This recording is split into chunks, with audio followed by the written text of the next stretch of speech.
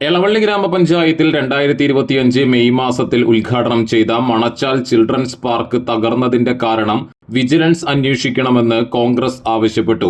85 ലക്ഷം രൂപ ചെലവ് ചെയ്ത് ടൂറിസം വകുപ്പിന്റെ സഹായത്തോടെ നിർമ്മിച്ച പാർക്ക് ഈ വർഷത്തെ ആദ്യ മഴയ്ക്ക് തന്നെ തകർന്നത് നിർമ്മാണത്തിലെ അപാകതയും കൃത്യമായ പഠനത്തിന്റെ അപര്യാപ്തതയും മൂലമാണെന്നും Congress block president CJ Stanley, മണ്ഡലം പ്രസിഡന്റ് പ്രസാദ് വാഗ എന്നിവർ പറഞ്ഞു.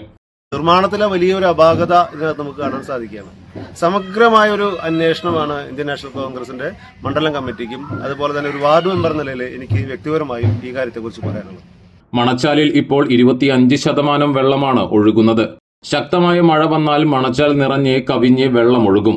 ആ ഒഴുക്കിൽ മണച്ചാൽ തീരത്ത് പണിത കുട്ടികൾക്ക് വേണ്ടിയുള്ള ഈ പാർക്ക് തന്നെ ഒലിച്ചുപോകാൻ സാധ്യതയുണ്ട്. നിർമ്മാണ പ്രവർത്തനങ്ങളിലെ അപാകതയും മറ്റു ബന്ധപ്പെട്ട വിഷയങ്ങളും അന്വേഷിക്കണമെന്നും കോൺഗ്രസ് നേതാക്കൾ ആവശ്യപ്പെട്ടു. എളവള്ളി ഗ്രാമപഞ്ചായത്തിലെ ടൂറിസം വകുപ്പിന്റെ സഹായത്തോടു കൂടിയിട്ട് ഏകദേശം 85 ലക്ഷം രൂപ ചെലവഴിച്ചുകൊണ്ട് 2025 മെയ് മാസത്തിൽ അന്നത്തെ MLA ആയിരുന്ന മണലൂരിന്റെ MLA ആയിരുന്ന ശ്രീ മുരളി പെരുന്നെല്ലി ഉദ്ഘാടനം ചെയ്ത മണച്ചാൽ ചിൽഡ്രൻസ് പാർക്കാണ് ആദ്യത്തെ മഴയ്ക്ക് തന്നെ തകർന്നത്. ഇന്ന് മണച്ചാൽ പ്രദേശത്ത് അതിലൂടെ ഒഴുകുന്ന വെള്ളം ഒരു 25% മാത്രമേ ഇന്ന് വെള്ളം ഒഴുകിക്കൊണ്ടിരിക്കുന്നുള്ളൂ. ഒരു ജൂലൈ മാസം, അടുത്ത മാസമാകുമ്പോഴേക്കും മണച്ചാൽ നിറഞ്ഞ് വെള്ളം ഒഴുകുന്ന ഒരു സമയമാണ്.